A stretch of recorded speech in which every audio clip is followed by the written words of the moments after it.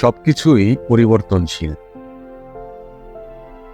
এ নিয়ে দার্শনিক ওশোর একটি লেকচার আছে, যে সেটা হচ্ছে পরিবর্তনের উপর ভর করে পরিবর্তনকে গ্রাস করো। লেকচারটা এরকম যে এই জগৎটাই হলো একটা বিদ্রোহ, এটা প্রতিনিয়ত পরিবর্তন হয়ে চলেছে। তুমি অবাক হয়ে ভাবতে পারো যে কেন ভারতবর্ষ মহান বিদ্রোহীদের সৃষ্টি করতে পারেনি। সবকিছুই যে পরিবর্তিত হয়ে চলেছে, এই অন্তর্দৃষ্টিমূলক সূত্রের কারণে এটা সম্ভব হয়। এই জগৎকে পরিবর্তন করা নিয়ে তুমি কেন এত মাথা ব্যথা করছো? তুমি একে পরিবর্তনও করতে পারবে না এবং এর পরিবর্তনকে থামাতেও পারবে না।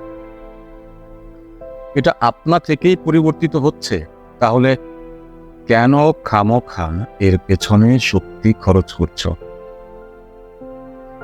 এক ধরনের ব্যক্তি সব সময়ই দুনিয়াকে বদলে ফেলবে।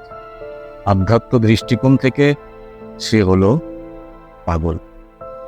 আসলে সে নিজের সম্মুখীন হতে ভয় পায়, তাই সে সর্বসময় একে নিয়ে ব্যতিব্যস্ত থাকে ও দুনিয়া তার আসক্তিতে পরিণত হয়।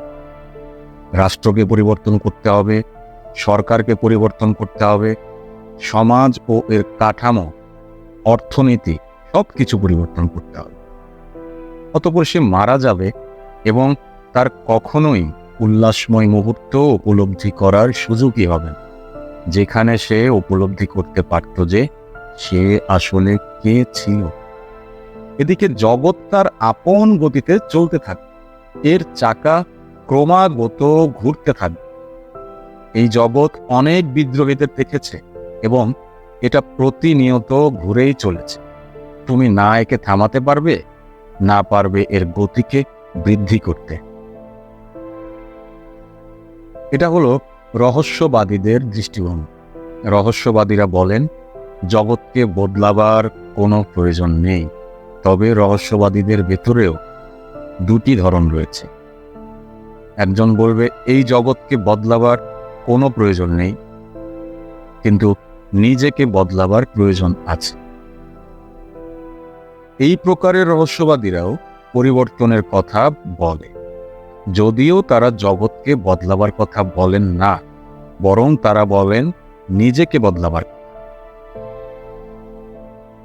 কিন্তু তন্ত্র বলে কোনো কিছুই পরিবর্তন করার প্রয়োজন নেই, না জগৎকে না তোমাকে। এটাই হলো আধ্যাত্মের গভীর ভিত্তি। তোমাকে এই দুনিয়া বদলাবারও কোনো প্রয়োজন নেই এবং নিজেকে পরিবর্তন করারও কোনো দরকার নেই। সবকিছু যে পরিবর্তন হয়ে চলেছে, তোমাকে কেবল এতটুকু উপলব্ধি করতে হবে এবং এই পরিবর্তনের মহাসমুদ্রে ভেসে চলা ও এতে বিশ্রাম নেওয়াটা জানতে হবে। এটাই হলো আসল বিষয়।